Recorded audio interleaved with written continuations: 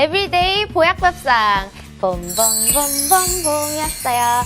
오늘도 봄에 어울리는 제철 식재료를 여러분께 전도해드릴 레이디 제인입니다. 저와 함께 보약밥상을 소개해드릴 토니오 셰프를 소개합니다. 네, 안녕하세요. 보약밥상을 요리하는 보약 같은 남자 토니오입니다. 토니오 셰프, 네. 저희 엊그제가요, 그 만물이 겨울잠에서 깨어난다는 경칩이었어요. 네, 그러니까 이제 조금 있으면 이제 꽃 소식도 들려올 것 같은데요, 그죠? 그러게요. 제주도에는 벌써 봄이 시작됐다는 소식도 들리더라고요. 조금만 더 기다리면 서울도 아마 꽃 소식을 전할 수 있을 것 같습니다. 이 꽃이 피고 나면 그 다음에는 뭔지 아세요? 꽃이 피면 그 자리에는 당연히 열매가 피죠. 네, 저 맞습니다. 배운 여자예요. 아, 그러네요.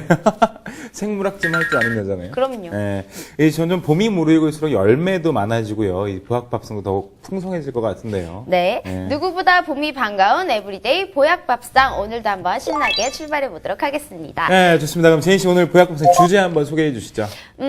오늘의 주제, 이 식재료는요, 저를 닮았어요. 네. 가시가 있지만 어딘지 모르게 독하고. 여리디 여린. 네. 여려 너무. 네, 왜 그래, 진짜. 향기가 정말 매력적이고요. 네.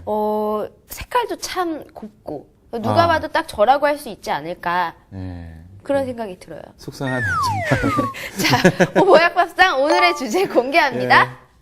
보약밥상에서 준비한 6번째 제철 식재료는 특유의 향과 아삭한 식감으로 많은 사랑을 받고 있는 봄철 산채의 황제, 두릅입니다. 두릅은 비타민, 무기질은 물론 단백질과 사포닌이 많습니다. 그래서 입맛이 떨어지고 쉽게 피곤해지는 봄철 면역력 강화에 두릅만한 것이 없다고 하는데요. 만물이 깨어나는 봄의 기운을 가득 담은 두릅의 모든 것, 보약밥상에서 공개합니다. 오늘의 주제는 바로 두릅입니다. 저 두릅 굉장히 좋아하는데 예. 개인적으로 산적에 두릅을 깨서 지진 그 산적 두릅 네. 그것도 굉장히 맛있고요. 두릅으로 담근 술도 있잖아요. 향이 굉장히 좋다고. 당연히 제인 씨가 두릅을 정말 다양한 방법으로 접하신 것 같은데요. 사실 저는 이 두릅은 이 초장에 살짝 데쳐서 네. 초장에 딱 찍어 먹는 게 최고죠. 네. 근데 궁금한 게 외국에도 혹시 두릅이 있나요? 아, 이게 참 신기한 게 이 두릅은 우리나라에서만 구할 수 있는 정말 독보적인 식재료 중에 하나입니다.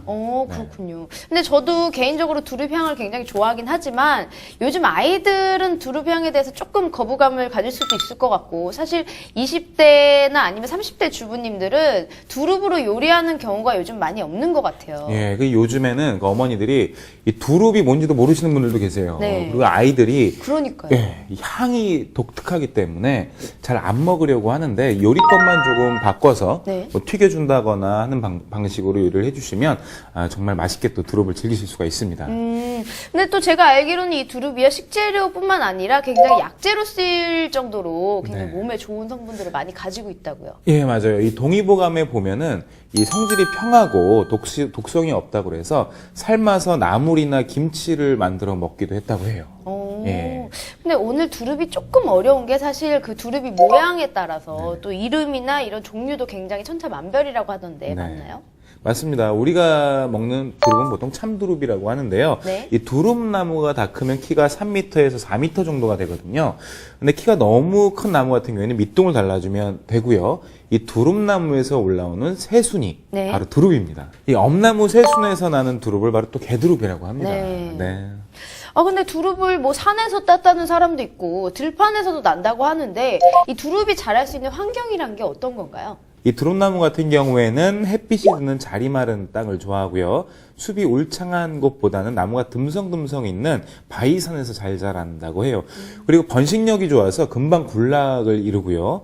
자연산 두릅의 채취량 양이 굉장히 적기 때문에 요즘에는 하우스에서 두릅을 대량으로 생산한다고 합니다. 그러니까 요즘에는 그 과거보다 더 일찍 그리고 네. 더 많이 두릅을 즐길 수가 있는 거죠. 그럼 우리나라에서 두릅이 많이 나는 지역을 한번 알아볼까요? 예, 두릅의 산지를 한눈에 쏙 볼 수 있는 맵으로 한번 확인해 보시죠. 네.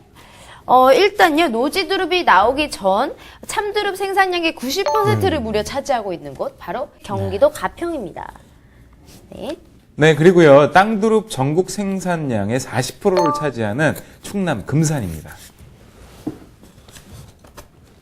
네. 마지막으로요, 그 참두릅만큼이나 큰 사랑을 받고 있는 개두릅은요, 네. 강원도 강릉에서 전국 생산량의 40%를 차지한다고 합니다. 네.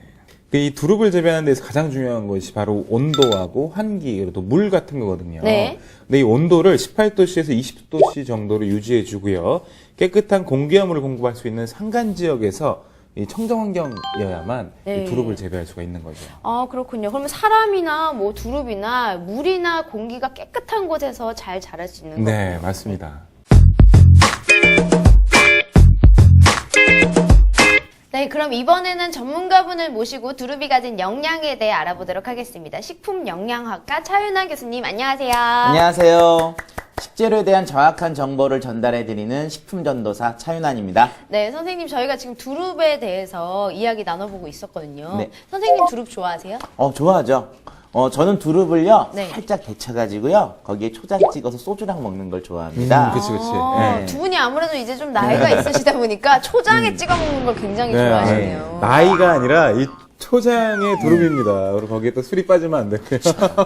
네. 근데 교수님한테 여쭤보고 싶은 네. 건요. 그 두릅이요. 두릅 특유의 향이 나잖아요. 예. 그건 왜 그런 건가요? 두릅은 그 채소기 때문에 함황 성분, 특히 이제 휘발성 함황 성분들을 많이 갖고 있습니다. 이제 그런 향기 성분들이 나오는데요. 이런 휘발성 함황 성분들을 맡게 되면은 사람이 편안해지고 안정감을 찾게 돼요.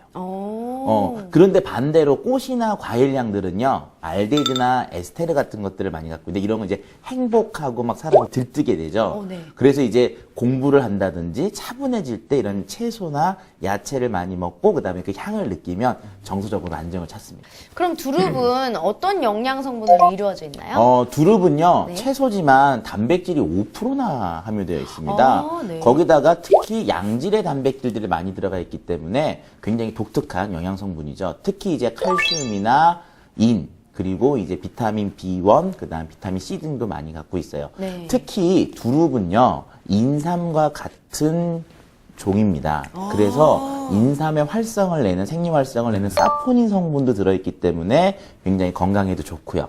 특히 이제 채소류다 보니까 가장 많은 건 수분하고 식이섬유죠. 근데 단백질에 뭐 수분에 식이섬유까지 들어있으면 다이어트에 굉장히 좋겠네요. 그럼요. 네, 격하게 반응을 하네요. 영양학적으로 봤을 때는 식이섬유가 가장 중요한데요. 식이섬유를 워낙 많이 이제 우리가 접하지 않습니까? 네, 오늘 그렇죠. 제가 가장 큰 두 가지 이제 그 기능을 알려드릴게요. 첫 번째는 식이섬유는 아무리 많이 먹어도 칼로리가 제로입니다. 그래서 100kg를 드셔도 전혀 이 열량이 나오지가 않기 때문에 살이 찔 이유가 없고요. 두 번째는 밥이랑 같이 먹게 되면 밥의 운동 속도, 소화되는 속도를 가속시켜줘요. 밥만 먹었을 때 10분 걸리는 소화 속도를 5분으로 단축시켜주기 때문에 네. 실제로 반밖에 안 먹은 그런 효과를 볼 수가 있죠. 네, 그래서 여성분들이 다이어트를 함에 있어서 굶는 게 아니라 먹는 다이어트를 할 때 이 식이섬유를 빼고는 다이어트를 논할 수가 없습니다. 근데 교수님 궁금한 거 있어요. 예. 그러면 식이섬유를 100kg를 먹어도 네. 0칼로리라고 하셨잖아요. 예, 소가 아닌 이상 소화시킬 수가 없어요. 100kg 먹었으면 그 100kg가 내 몸 안에 들어갔으면 저 100kg 쪄야 되는 거 아니에요? 배출이 되죠. 보통은 데쳐서 많이 먹잖아요. 네. 근데 어떤 식으로 좀 조리를 해야 영양소 파괴가 가장 적을지. 저희가 이제 두릅 같은 경우를 생으로 먹기 굉장히 어렵습니다. 이제 네. 가시 같은 것은 까끌까끌한 것도 있고요. 이제 대들이 있기 때문에 그냥 먹기 어려워서 일반적으로 데쳐 먹는데요. 데쳐 먹게 되면 이제 비타민 C 같은 수용성 비타민들이 잘 파괴되고요. 네. 그것들이 이제 추출돼 나와서 또 제거도 됩니다. 그런 면에서 가장 영양소 파괴가 적은 조리법은 튀김입니다. 네, 튀길 경우에는 단시간 내에 튀겨내기 때문에 영양소 파괴도 적고, 그 다음에 이제 추출에 의한 제거도 적기 때문에 가장 좋은 방법은 그거죠. 네, 지금까지 외강 내유, 저를 닮은 두릅에 대해서 알아봤는데요. 토니오 셰프가 그 신선한 두릅을 구하기 위해서 직접 다녀오셨다고요? 네, 바로 이 두릅이 재배되고 있는 경지에 가서요, 어떤 환경에서 자라고 있는지, 또 두릅도 한번 또 직접 따보고 왔습니다. 보약밥상에서 소개하는 3월 제철 식재료, 두릅이 나는 지역을 찾아간 곳은 바로 경기도 가평군입니다. 가평의 산과 들에는 따스한 봄의 기운이 내려앉았는데요. 겨우내 얼어있던 시냇물도 힘차게 흘러서 여기저기 봄 소식을 전하는 것 같습니다. 이제 곧 푸릇푸릇한 새순이 돋아날 두릅나무도 차례를 기다리며 봄맞이 준비가 한창이었습니다. 특유의 향긋한 향이 일품인 가평두릅은 겨울철 추운 날씨를 피해 비닐하우스 안에서 자라고 있었습니다. 안녕하세요. 예, 어서 오세요. 야, 네, 어서 오세요. 요리사 토니입니다. 아, 그렇습니까? 예, 어서 네, 오세요. 아, 반갑습니다. 두릅 처음 봐야죠. 그래요? 가평은 물이 맑고 공기가 깨끗해서 청정 지역에서 자라는 두릅이 크는데요. 최적의 조건을 갖췄다고 볼 수 있겠죠. 특히 가평에서 나는 두릅은 향이 진하고 식감이 부드럽고 씹을수록 단맛이 나는 특징이 있는데요. 비타민과 무기질은 물론 단백질과 사포닌, 양질의 아미노산 성분이 들어있는 두릅은 봄철 면역력 강화에 많은 도움이 된다고 합니다. 지금 이게 지금 다 두릅인 네, 다 거죠? 네. 근데 제가 듣기로는 두릅이 나무에서 나는 걸로 알고 있는데 지금 다 그렇죠. 예. 나무에서 나오고 있잖아요, 싹이. 근데 이제 밑에 뿌리는 없는 거잖아요, 지금. 네. 근데 나는 거예요? 예, 이게 예. 온습도 조절을 해주면 예. 봄인 줄 알고 여기서 싹이 나오고 있어요. 비닐하우스에서 두릅을 키우기 위해서는 몇 가지 갖춰야 할 조건이 있는데요. 뿌리가 없는 두릅나무 가지에서 새순이 돋아나게 하려면 두릅의 제철인 봄과 비슷한 환경을 만들어주는 것이 가장 중요합니다. 잘려진 두릅나무에 물을 뿌려서 나무에 수분이 스며들도록 하는 게 포인트인데요. 물이 잘 빠지는 흙에 부직포를 깔아서 습도를 유지시켜주고 맑은 공기가 들어오도록 환기를 해주고 두릅나무가 스스로 습도를 조절하고 새순을 틔우게끔 환경을 만들어주는 거죠. 제가 이거 두릅이 가시가 되게 많네요. 가시 그 장미처럼. 두릅, 그죠? 오가피, 예. 또 엄나무 이런 종류가 이제 가시가 많죠. 아. 그래서 사람이 접근하기가 좀 나쁘죠. 아. 겨울이면 이제 낙엽이 지고 가을에 이제 나무가 이제 사람으로 말하면 잠자는 기간에 휴면 기간에 들어간다고. 그러면 이제 서리가 맞은 뒤에 완전히 휴면이 됐다 싶으면 저희가 이제 농민들이 이걸 산에서 채취에다가 네. 비닐하우스에다 이렇게 놓고 온도 습도를 줄면 얘는 이제 잠을 자다가 봄이 왔구나 그런 줄 알고 따뜻하니까 이 싹을 틔우는 거예요. 아, 그러면은 1년 내내 두릅을 먹을 수 있는 건 아니네요. 그렇죠. 우리는 이제 12월 양력으로 크리스마스 무렵부터 계속 이제 출하를 할 수 있어요. 여기 산에서 꺾어서 이렇게 가지런히 한 상태에 이제 산에 있는 거 지금. 아, 지금 산에서 가져오자마자 가지런히. 예. 그래서 여기 할 때는 이 끝에 네. 이게 딱 이렇게 여기를 기준으로 맞춰야 돼 똑바로. 아, 그 높이를 이게, 높고 낮으면 속에 있는 것은 이제 햇빛을 잘 못 받고 그래서 네. 가늘게 크고 또 그다음에 물도 잘 못 먹고 그러기 때문에 네. 여기 손을 이렇게 똑바로 맞추는 할 때.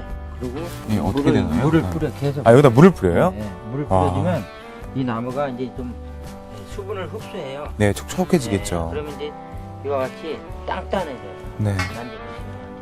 물이 잔뜩 물이 오르는 상태. 아, 그러네요, 진짜. 그 단단한 게, 그 말라서 단단한 게 아니라 네, 수분감이 네, 올라서, 수분이 올라와서 네, 이렇게 공급이 돼요. 땅땅하네요. 예. 그래서 이렇게 해가지고 네. 한 20일 정도 있으면 예. 이와 같이 이제 조금씩 새 순이 나오죠. 이렇게 커지지. 네? 요거 네. 사장님, 이렇게 올라오는 거네요, 그럼 네. 자연스럽게. 네. 야, 지금 보시면 여기에 올라오면 요게 푸릇푸릇하게 올라오고 있어요, 지금. 이와 같이 많이 컸죠. 아까보다는 예, 예. 많이 큰 다음에 와. 이제 잎사귀가 나오지. 네, 꽤 올라왔네요, 이제. 근데 이제 아까도 얘기했지만 요리하는 게 튀겨 먹는다고 그러거나 네. 그럴 땐 요런 상태가 참 맛있어요. 그래요? 향이 완전히 자라진 않았지만, 네. 이파리가 나오기 시작한 상태. 네. 오. 굉장히 양은 작지만 맛이 있어요. 네. 이게 이게, 봄 기운이 여기 압축돼 있어요. 지금.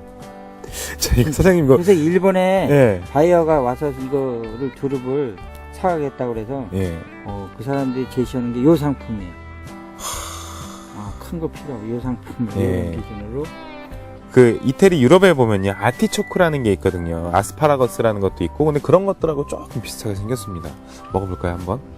이 새수는 기가 막히네. 배추도 왜 봄동 그 안에 노란 부분이 맛있잖아요. 기가 막히네. 보세요. 아작아작. 쓰다 얘는. 좀 쓰긴 하네요. 써요? 예. 달 줄 알았는데 좀 쓰긴 한데, 그래도 역시 씹으면 씹을수록 단물이 쪽쪽 나오네요. 산지에서 맛보는 식재료만큼 신선하고 건강한 맛이 또 있을까요? 두릅을 먹고 나면 달콤 쌉싸름한 봄을 먹는 느낌이었습니다. 자, 선생님. 근데 이 가평 두릅이 특별히 좋은 이유가 있나요? 그러면 좋죠. 왜냐면 예. 전국에서 이 생두릅은 가평 지역밖에 생산이 안 돼요. 우리 지역. 유일하게 이제 가평 특산물이 되고, 그다음에 이제 봄에 나오는 거 자연산은 네. 이제 전국 지역에서 나오지만 이렇게 생두릅 겨울철에 재배하는 건 가평에밖에 없어요. 그래요? 그리고 가평이 물 맑은 동네잖아요. 공기도 좋고. 네네. 그러니까 이게 음영 지하수만 갖고 하니까 깨끗한 공기에다가 깨끗한 물로 기르니까 굉장히 좋지요. 그리고 다른 데서 생산이 안 되는 유일한 품목이니까 네. 그게 굉장히 가평 자부심을 갖고 있죠. 겨울철에 이 비닐하우스에서 재배하다 보면 네. 습도가 또 너무 많으면요, 이 수분이 너무 많아가지고 두릅 품질 유지하는데 굉장히 장애가 돼요. 그러니까 환기 관리가 굉장히 또 중요한 항목에 들어갈 수가 있어요. 그렇다고 해서 환기를 잘 시켜줘야 된다고 해서 너무 또 환기 말려버리면 안 되는 거죠. 그렇죠. 추우면 또 이게 예. 얼고, 또 공기가 너무 습도가 너무 많으면 이게 진 물러요. 습도가 많아서 여기 보면 이렇게 두릅 네. 이런 이 깍지 부분이 습도가 많으면 이게 다 떨어져 나가 버려요. 그 부분이 맛있는데, 그죠? 그 두릅 고를 때 보면 네. 이 깍지가 제대로 살아 있냐 없냐를 보시면 돼요. 그래서 이 깍지가 이게 다 이렇게 빠져버리는 예. 것 같으면 이 수분이 환기가 안 돼갖고 습도가 너무 많은 상태에서 또 온도고 너무 뜨겁고 이런 상태에서 자란 거라고 보시면 돼요. 두릅수만 먹을 수 있는 건 이제 이 부분인데 산에서 따면 이렇게 되죠. 그러니까 이렇게 하면 시장에서 이렇게 팔면 금방 소비자한테 가야지 되는데 네. 소비자한테 안 팔리고 좀 며칠 놔두면 이게 금방 시들어 버리잖아요. 그렇겠죠. 예, 그래서 상품 가치가 없어지니까 이제 살아 있으라고. 네.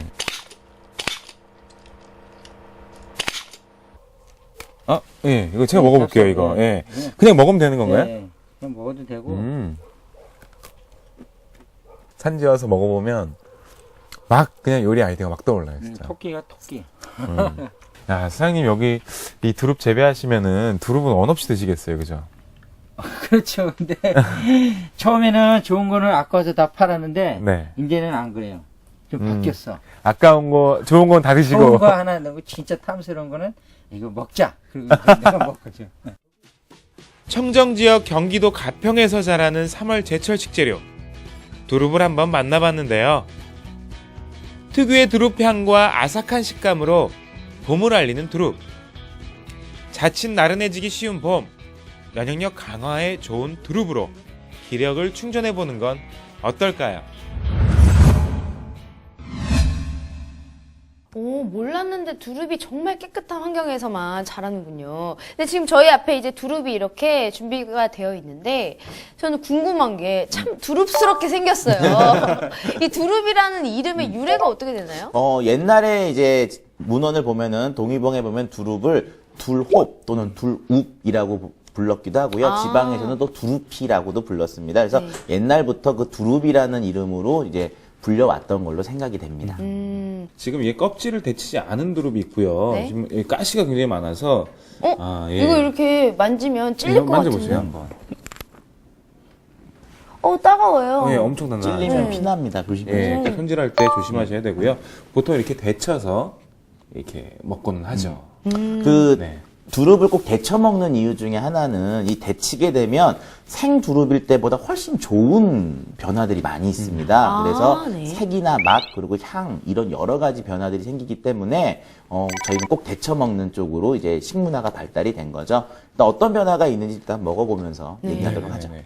지금 이쪽에 보면은 데치지 않은 두릅이 있고요. 네, 이게 그리고 생두릅이죠? 예, 생두릅을 한번 먼저 살짝 먹어볼까요?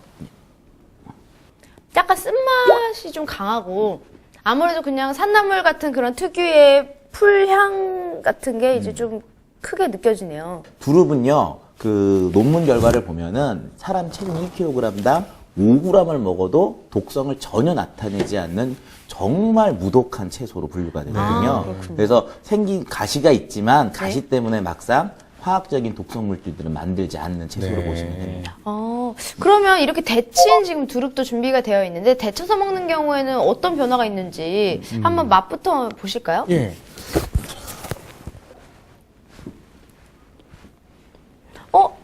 아까의 쓴맛이 하나도 없어지고 살짝 향긋한 맛이 나면서 단맛도 조금 느껴지는 것 같아요.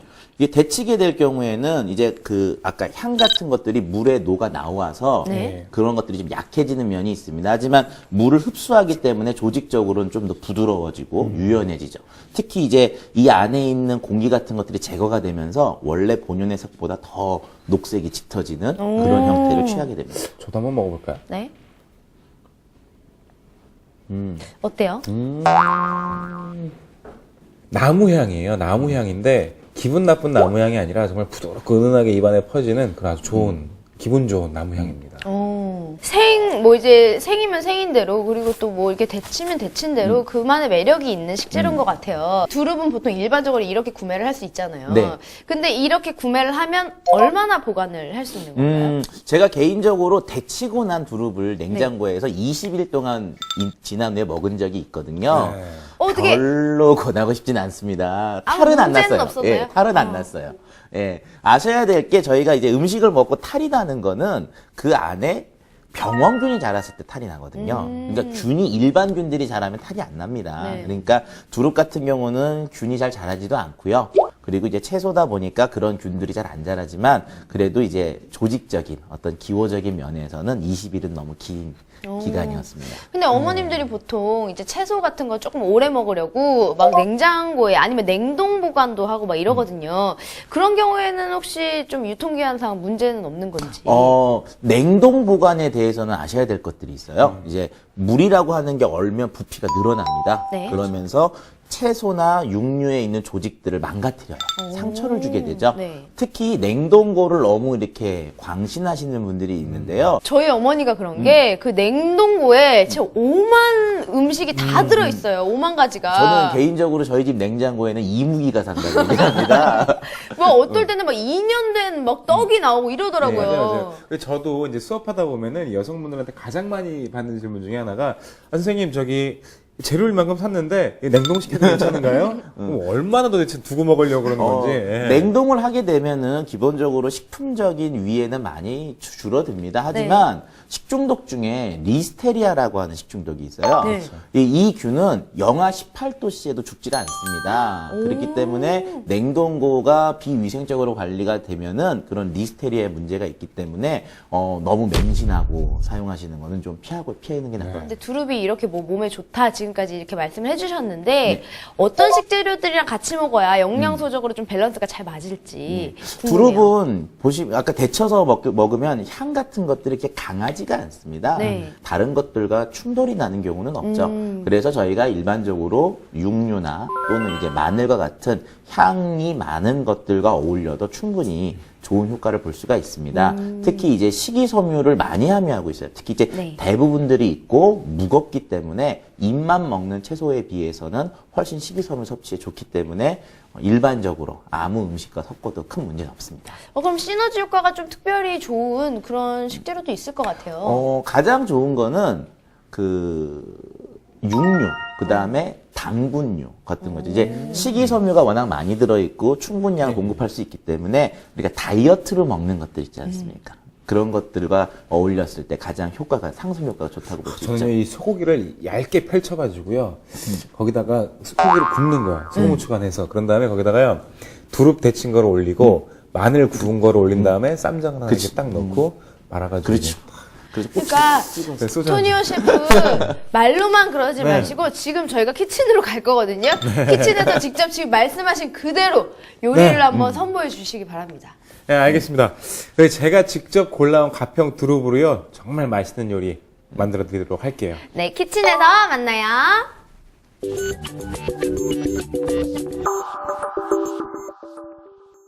네, 오늘 두릅을 이용한 요리, 토니오 셰프가 어떤 요리를 선보일지 굉장히 기대가 되는데요. 네, 오늘 제가 이 두릅을 이용해서 선보여 드릴 요리는요. 두릅을 이용한 월남쌈 한번 선보여 드리도록 하겠습니다.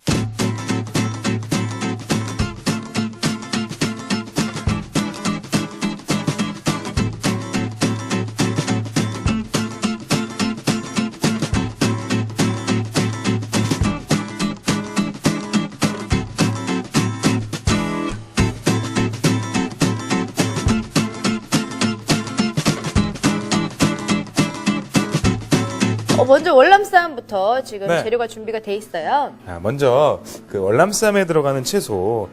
기본이죠. 뭐 파프리카라든지 뭐 예. 당근, 오이, 월남쌈에 많이 들어가는 재료죠. 네, 그렇죠.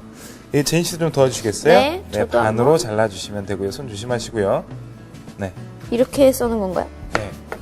이 힘으로 누르려고 하지 말고 밀거나 당기거나. 네. 밀거나 네. 당기거나. 그렇죠, 그렇죠. 네. 됐나요? 참, 예. 그런 다음에 파프리카는 요 가운데 있는 심지 부분을 제거를 살짝 손으로 해주시는 거예요. 이렇게. 벌써 잘라냈어요. 이만큼.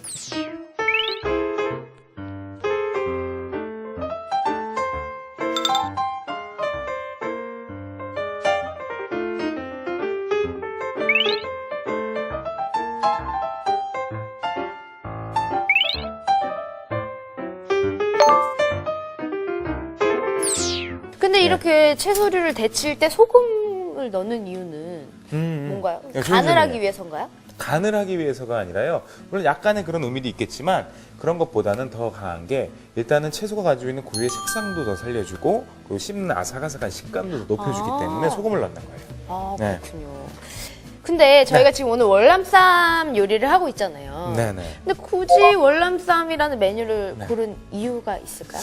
사실은 그 저희가 두릅이라는 식재료를 사용해서 요리를 하면서 네. 양념이 많이 들어가고 또 양념의 향이 강하고 맛이 강하거나 한 요리 방법으로는 두릅이 갖고 있는 장점들을 살릴 수가 없어요. 그렇기 때문에 최소한 양념을 줄이면서 또 소스도 연하게 만들면서 맛있게 즐길 수 있는 방법 중에 하나가 바로 월남쌈입니다. 그러니까 예. 본연의 그 재료 맛을 그대로 느낄 수 있는 요리니까. 그렇죠, 그렇죠. 베트남 요리 좋아하세요? 베트남 요리 무지하게 좋아하죠. 뭐 좋아하세요?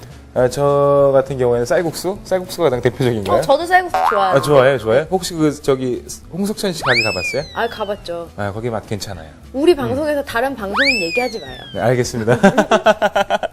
두릅이 지금 다 데쳐진 것 같은데요? 예, 이렇게 데쳐진 두릅은 꺼내서 네.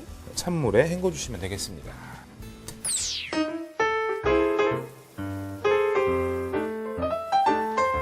두릅을 찬물에 끓는 물에 한번 데치니까요. 네. 어떤 향이 올라오냐면요. 이 두릅 향도 향이지만 마치 그 완두콩 줄기 콩줄기 그러네요. 삶았을 때 완두콩 그 냄새 냄새가 나죠, 나요. 그죠?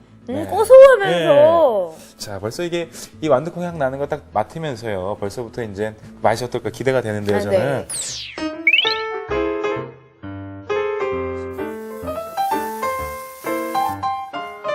그러면 이제 바로 월남쌈을 쌀 차례예요. 제가 제일 좋아하는 라이스 네. 페이퍼 물에 담글 시간이에요. 네, 사실은 이게 이제 월남쌈이 좋은 이유가 뭐냐면요. 네. 그 연말이나 뭐 연초 혹은 뭐 가족끼리 주말에 모여서 이렇게 물 떠놓고 담가서 싸 먹으면서 이야기도 하고 그렇죠. 요런 맛이 장소도 있는 거거든요. 나누고. 그죠. 먼저 따뜻한 물에 월남쌈을 담갔다가 저도 옆에서 같이 한번 따라서 싸볼게요. 네. 자, 제인 씨 쌈 좀 많이 싸봤어요? 제가 원래 쌈이라는 글자랑 되게 친해요. 그래요? 그러네. 뭐가 그러네요, 이 사람은. 그러네. 저도 이거 참 곤란해할까봐 얘기 안 꺼내고 있었는데요. 네. 먼저 이렇게 이야기 꺼내주시니까 참 좋네요. 요리 중에 쌈 요리를 좋아한다고. 예, 알겠습니다. 그냥 그건데? 네, 그러니까요. 네. 좀 별일 있겠어요. 한번 이제 재료를 넣고, 네. 쌈을 싸볼게요. 당근, 오이, 그리고 파프리카. 근데 월남쌈은 사실 그 신선한 재료를 그 자리에서 네. 싸가지고 그냥 바로 먹는 게 매력이잖아요. 그렇죠. 사실은 그래야죠. 두릅도 하나 하나 넣고, 넣고 그런 다음에 네, 밑에 부분을 먼저 살짝 덮어주세요. 살짝 덮어서, 예, 네. 그리고 좌우를 덮어주십니다. 좌우를 먼저 예. 덮는군요. 요게 월남쌈을 좀 이쁘게 싸 먹을 수 있는 방법 중에 하나예요. 안 그러면 재료가 아래 위로 조금 튀어나올 수가 있기 때문에 그렇죠. 그리고 이렇게 해서 돌돌돌. 말아주십니다.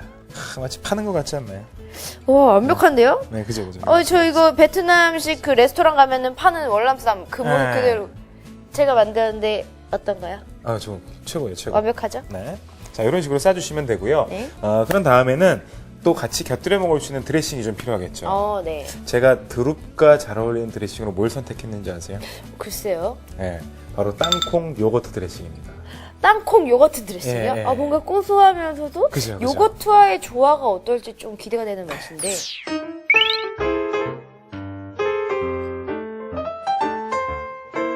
보통 그 월남쌈 먹을 때 약간 달콤한 드레싱 많이 쓰잖아요. 예. 좀 땅콩류도 많이 쓰고. 그렇죠. 그래서 굉장히 잘 어울릴 것 같은데. 어때요? 좋아요. 예. 왜 이거는 반말하세요? 지금, 예. 반말이 아니라 좋아요, 진짜.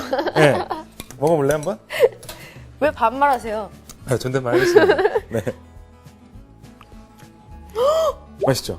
와, 이거 땅콩 크림 맛에 사실 요거트가 들어가면 조금 언밸런스하지 않을까 했는데 부드러우면서 뭔가 약간 꿀맛도 끝에 살짝 나면서 네네네. 달콤하면서 입에 착착 붙는 그런 맛인데요? 그렇죠.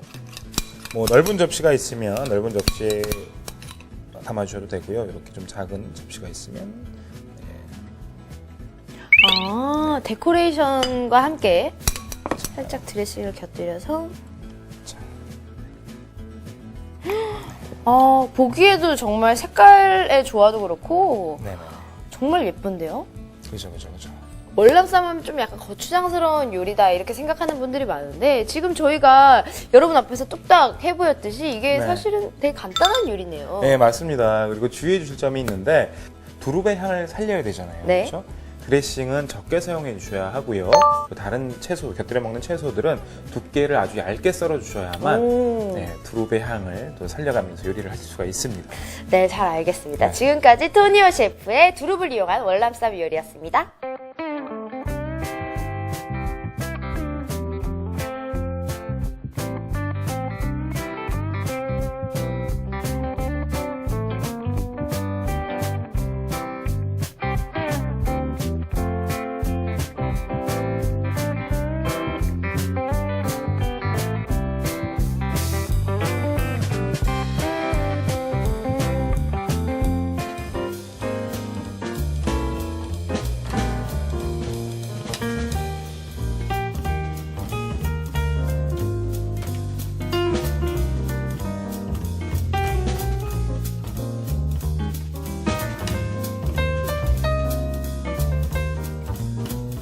네, 두릅을 이용한 두 번째 요리 어떤 요리인가요? 네, 이번에 제가 만들어 드릴 요리는요. 바로 두릅을 이용한 카르파초 요리입니다.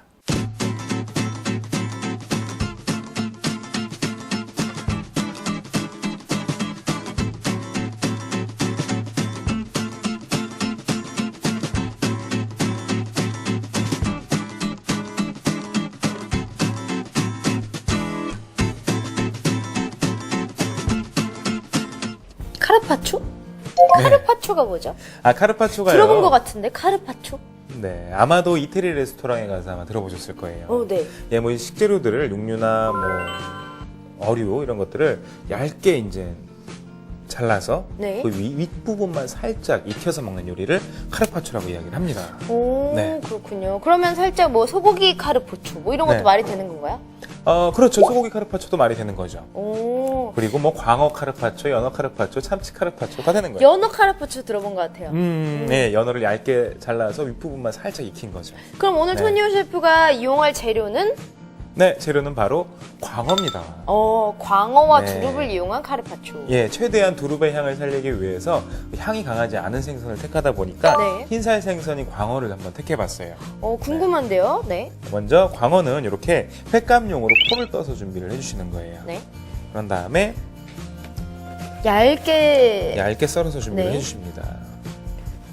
근데 사실 이런 거 네네. 주부님들이 잘 못하는 분들도 있거든요. 흰산 생선을 좀 이렇게 썰 때 네네네. 뭐 특별한 뭐 비법이라든지 좀 잘 이렇게 쉽게 하는 노하우가 있다면 뭐가 있을까요? 먼저 잘 되는 칼을 준비해 주셔야 되고요. 그리고 생선도 마찬가지예요. 결하고 좀 방향이 반대가 되게 썰어주시는 게 훨씬 더 좋습니다. 네. 칼집을 넣을 때도 위에서 아래로 당기듯이 아. 한 번에 해주시는 거예요. 네. 자, 그러면 한번 광어 준비는 했으니까요. 광어하고 어울릴 만한, 두릅하고 어울릴 만한 소스를 한번 만들어 보도록 네. 할게요. 자, 광어하고 두릅하고 함께 조화를 이룰 소스는 바로 오렌지 소스입니다. 오렌지 소스요? 네네네. 오렌지 소스라는 소스가 있나요? 없죠, 사실은. 이것도 토니오 셰프가 만든 거죠? 예, 그러니까요. 이게 집에서 저희- 소스 연구만 하세요, 맨날? 네? 이게 어떻게 나온 거냐면, 네. 그 간단하게 집에서 빨리 해 먹을 수 있는 뭐 좀 고급스러운 소스가 없을까 하고 냉장고를 열어봤는데 오렌지 주스가 있는 거예요. 주스로 소스 만들 생각은 보통 잘 안 하는데. 그렇죠. 근데 한번 이따 맛보세요.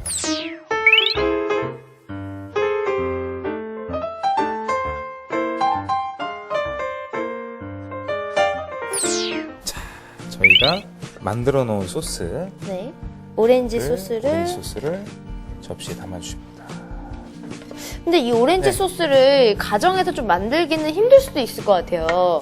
30분씩 졸여야 되고 좀 번거로울 수도 있으니까 이걸 대체할 만한 소스가 있다면 뭐가 있을까요? 아, 보통 이제 오렌지 소스를 대체할 만한 소스 찾는 분들도 계세요. 네. 근데 그럴 때는 이렇게 끓일 필요 없이 그냥 이렇게 오렌지 즙을 짜서 올리브유랑 이렇게 섞어가지고 그냥 이렇게 뿌려 드셔도 됩니다. 아, 그렇군요. 예. 자, 데쳐놓은 두릅이에요. 네. 두릅을 올려주시는 거죠.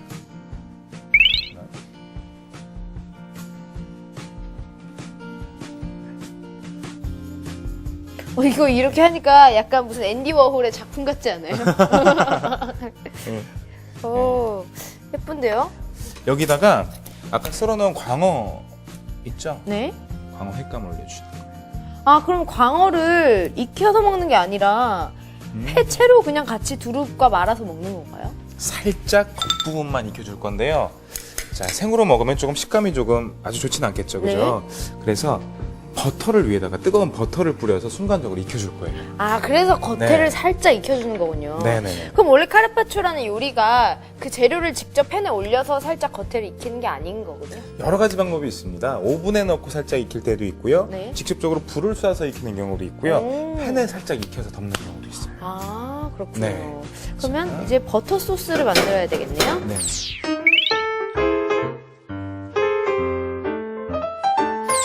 로즈마리요? 예.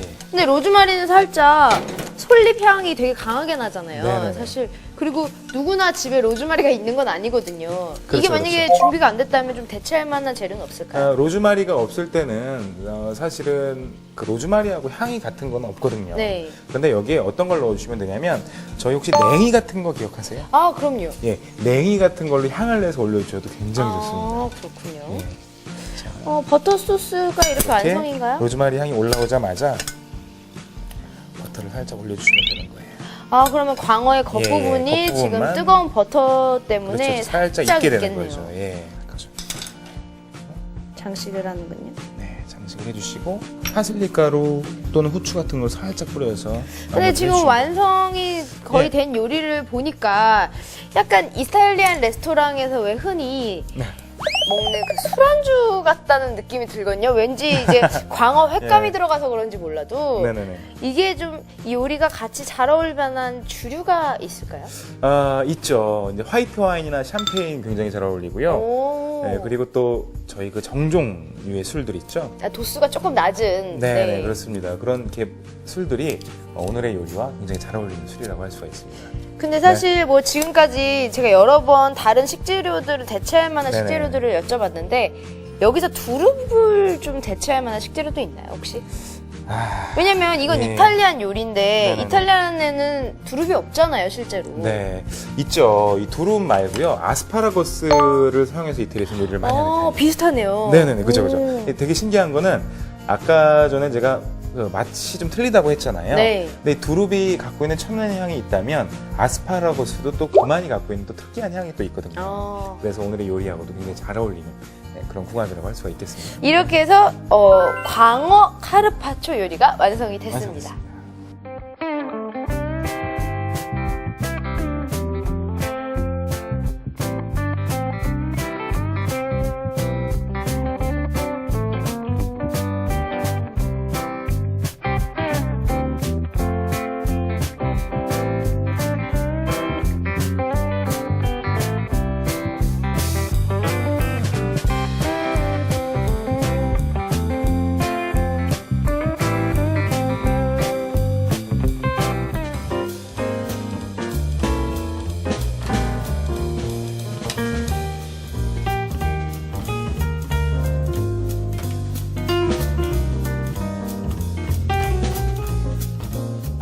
네, 이렇게 해서 두릅을 이용한 월남쌈과 두릅 카르파초가 완성이 됐습니다. 일단 먼저 시식을 한번 해볼까요? 어떨까요? 궁금한데. 덜어볼까요? 네. 저도 한번 먹어보도록 하겠습니다. 야, 향이 굉장히 좋네요. 예. 일단 굉장히 재료들이 아삭아삭하고 예.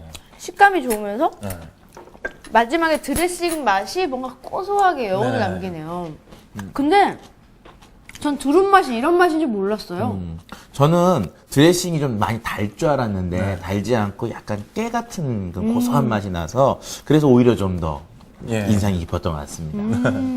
자, 근데 두릅이 진짜 말씀드렸던 것처럼 약간 완두콩을 넣은 듯한 그죠. 고소한 식물성 뭐 단백질 맛이랄까? 그런 네. 맛이 나네요. 그러니까 여지껏 제가 먹던 월남쌈하고는 좀 틀린 것 같아요. 이게 두릅이 향이 씹는 순간에 입안 가득 퍼지는 게 아, 봄이 정말 이제 봄이구나 하는 걸 좀 알려주는 것 같습니다. 또 네. 최근에 그 영양학적인 접근에서는 네네. 그 피토케미칼이라고 해서 채소들을 6가지 색깔군으로 나누거든요. 오. 그래서 뭐 붉은색 계열, 파란색 계열, 검정색 계열, 흰색 계열 이렇게 있는데 그래서 월남쌈 같은 경우는 가능한 한 컬러풀하게 다양한 이 색깔의 채소를 쓰는 것이 조금 더 영양적이고 건강에 좋다고 생각하시면 됩니다. 이번에 카르파초도 한번 맛을 볼까요? 예, 카르파초를 먹기 직전에 조금 더 맛있게 먹을 수 있는 방법을 알려드릴게요. 네.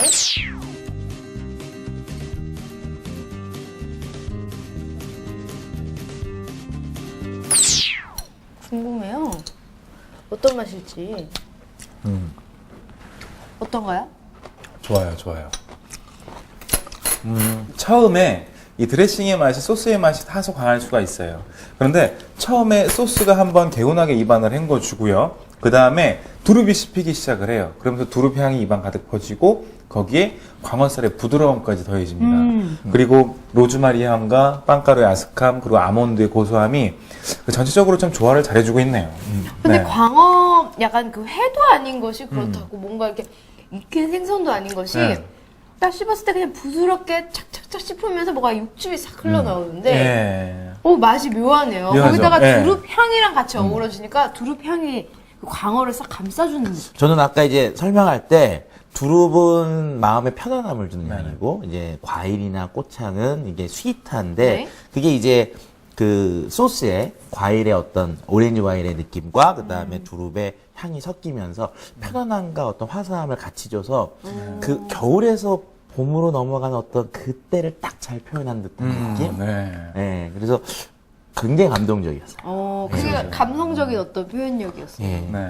이 영양학적으로 봤을 때는 어떤가요? 영양학적으로는 일반적으로 이제 채소와 단백질 이렇게 융합을 시키는 게 좋은데 여기서는 이제 건강에 좋다 그러는 이제 광어 네. 그것도 이제 어패류 단백질에 두릅이라고 하는 것이 붙으면서 밸런스적으로도 굉장히 좋은 접근을 했습니다. 오늘 정말 두릅을 이용한 새로운 요리 선보이신 우리 토니오 셰프에게 네. 다시 한번 감사를 드리고 싶습니다.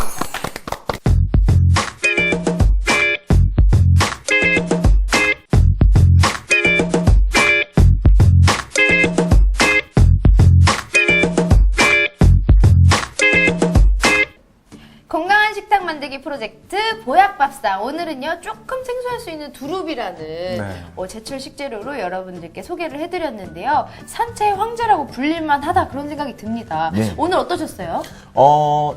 저희 학교에 이제 새내기들이 들어왔어요. 네. 새 학기가 되고 새 봄이 되니까 두릅이라는 것도 새순이거든요. 그쵸. 그러니까 어떤 그 신선함 그리고 설레임 이런 것들을 느낄 수 있는 아주 좋은 시간이었습니다. 와 교수님은 역시 표현력이 기가 뛰어나셔요. 막히세요. 네. 토니오 셰프는 어땠어요? 저는 오늘이요, 이 두릅의 좀 새로운 발견이었던 것 같아요. 저도 이제 매번 보약밥상을 하면서 아이디어 구상을 막 하거든요. 근데 과연 이 두릅의 향을 묻히게 하지 않으면서 두릅을 살릴 수 있는 방법들이 뭐가 있을까라는 그러게요. 고민을 많이 했었는데, 저도 이번에 보약밥상을 통해서 정말 많이 배우는 것 같습니다. 네, 이렇게 또 오늘 뜻깊은 시간을 같이 보냈는데요. 다음 주에는요, 저희가 더 건강한 제철 식재료로 여러분께 인사드리도록 하겠습니다. 마지막 인사 함께 해주세요. 네. 에브리데이 보약 밥상!